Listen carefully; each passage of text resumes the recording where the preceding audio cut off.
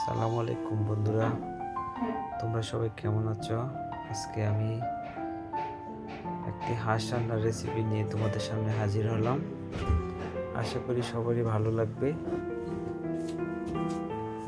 তো বন্ধুরা, আজকে হাঁসটি আমি চীনা হাঁসটি কিনলাম 11 নম্বর সেক্টর কাঁচা বাজার থেকে।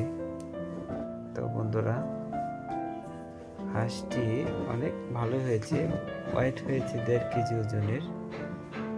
হাঁসটি দেখতেও খুব পুষ্ট ছিল। তো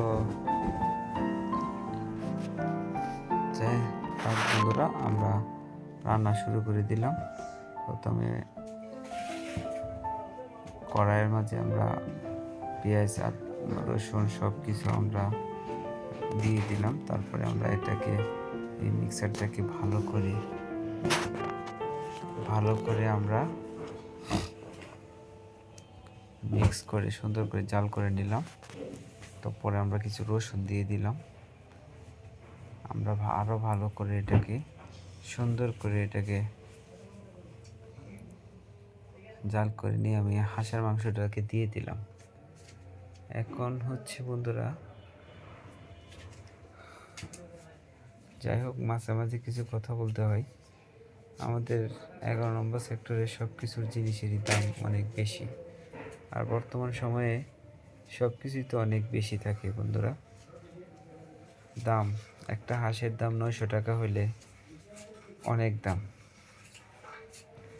তো বন্ধুরা, আজকে রান্নাটি কেমন হলো আপনারা সবাই জানাবেন। আপনারা তো আর খাইতে পারবেন না, দেখে জানাবেন। তো আমি চিন্তা করলাম যে হাঁসের মাংসটা কি করে খাওয়া যায়। আমি 1.5 কেজি আমি নিয়ে আসলাম, লাল চাল কিনে আনলাম। লাল চালগুলা 1 কেজির দাম নিয়েছে 100 টাকা। আমরা যখন ছোট ছিলাম তখনকার বিরই চালের ভাত খাইতাম, তখনকার এরকম স্বাদ লাগতো।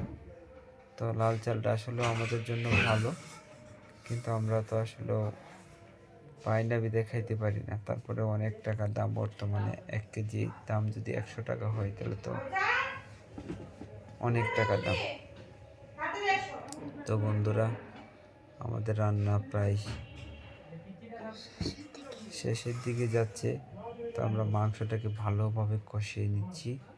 তো আবার মাংসটাকে আমরা কষিয়ে নিলাম সুন্দর করে। আমরা ভাতটা বসাই দিলাম। আবার গরম পানি দিতে হবে মাংসের মাঝে, গরম পানিটা করে নিলাম। তো মাংসের মাঝে এখন আমরা গরম পানিটা ছেড়ে দিব। গরম পানিটা দিয়ে মাংসটাকে ভালো করে সিদ্ধ করে নেব।